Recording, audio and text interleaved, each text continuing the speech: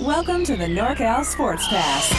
SportsPass! A weekly review of NorCal's best high school sports action. Powered by a team of professional sportscasters taking their experience covering pro and college sports to the high school ranks. The NorCal SportsPass. SportsPass! With Dave Lewis.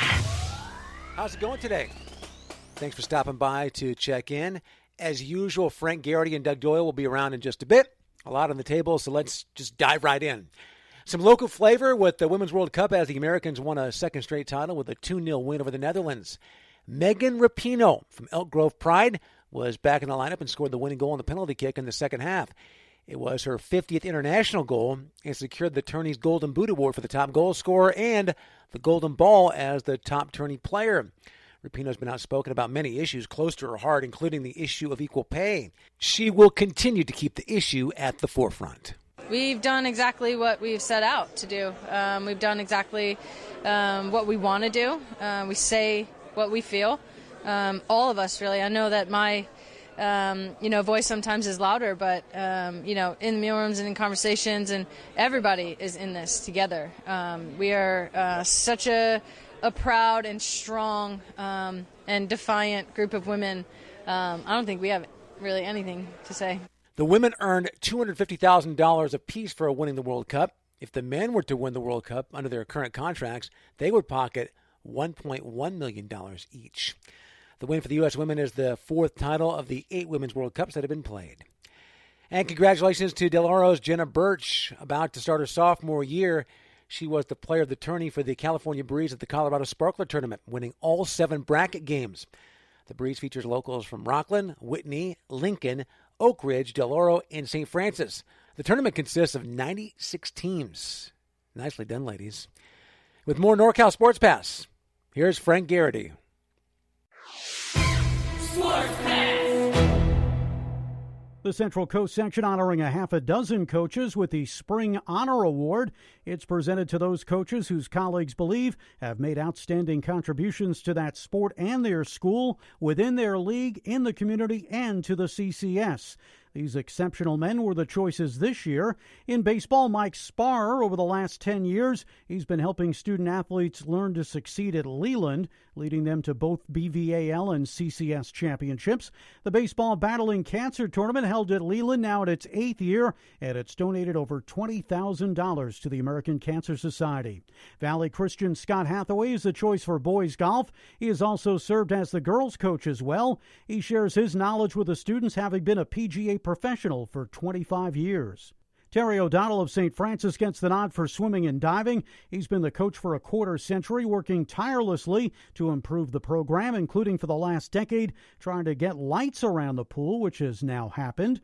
The other spring sport honor coaches, Willow Glen's Craig Pasqua in boys tennis. Throughout the league, he's known for his integrity, setting a fine example for each of his players. He advocates the sport of tennis to the disadvantaged, and he's very much involved with taking the sport to American Indians and other minorities. Barry Pattis from Santa Catalina gets the nod for girls track and field.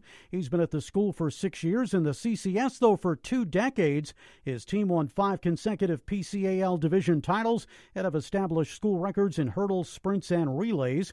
And last but not least, in boys track, Robert Flores of Lincoln is the man. His dedication to the school's program is unmatched, and next year he plans on retiring at the age of 80. Congratulations to all of these outstanding coaches.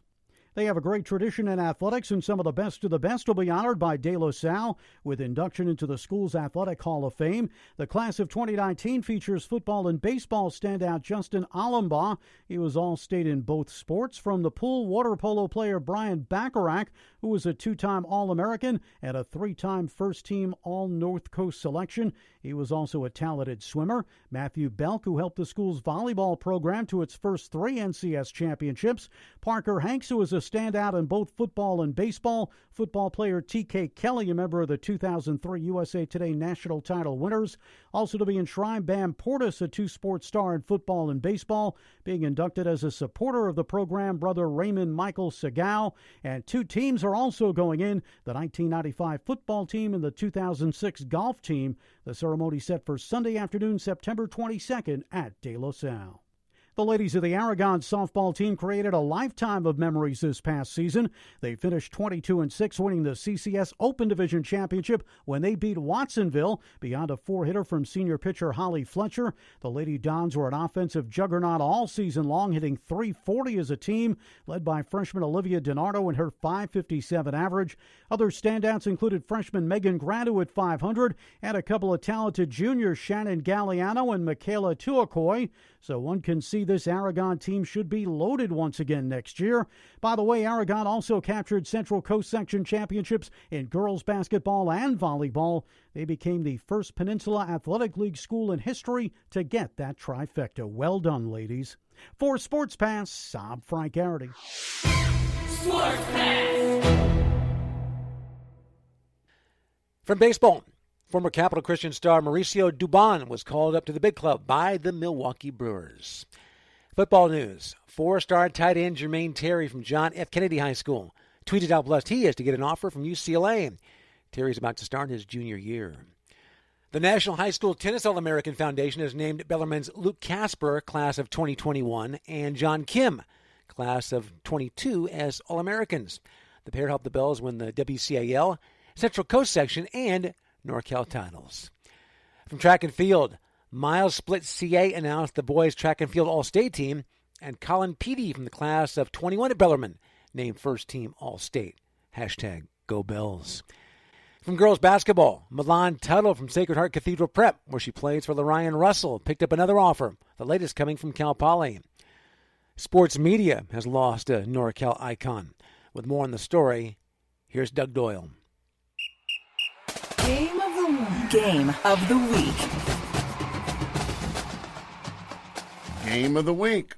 Well, this time, how about Legend of the Week? He was the pride of Christian Brothers High School in Sacramento, and his broadcasting career lasted more than a half-century, part of that being one of the San Francisco 49ers' main announcers. Bob Fouts, the father of Hall of Fame quarterback Dan Fouts, passed away yesterday in San Francisco from natural causes. He was 97. Bob Fouts grew up in Sacramento and went to college at St. Mary's, where he helped start a student radio station. After serving in the Air Force in World War II, Fouts soon began working on the broadcasts of the 49ers in the late 1940s, when they were part of the All-American Football Conference. The 49ers eventually joined the NFL in 1950, and for the next decade plus, Fouts alternately called the games on television for CBS and on the radio. Bob Fouts' signature phrase was Red Dog, which he used to describe blitzes by linebackers. In fact, Red Dog became Fouts' nickname for many years. Fouts was inducted into the Bay Area Radio Hall of Fame in 2008. Also in 2008's class was longtime Stanford and 49ers broadcast Don Klein, who died this past Wednesday at 95. For Sports Pass, I'm Doug Doyle. Game of the week. Game of the week. And finally, St. Patrick, St. Vincent basketball and football standout Akil Edwards was named the Times Herald Male Athlete of the Year. Edwards just finished up a blockbuster year in both sports, running for 1,443 yards and 20 scores as a football player, also throwing for another 900. Against St. Mary's, he ran for 259 yards and threw for another 181, scoring 4 touchdowns, and the game-winning two-point conversion in a heart-stopping 42-41 win. In the D4 playoffs, he accounted for 7 scores against St. Mary's. As a basketball player, no slouch either, Edwards started the season with 6 straight 20-point games and helped lead the team to the NorCal playoffs. He'll continue at the next level playing football at Weber State. And that's a wrap. That'll do it for another edition of NorCal Sports Pass. For Frank Garrity, for Doug Doyle, and our executive producer, John Franklin, I'm Dave Lewis. Thank you so much for listening, and we'll talk to you next time.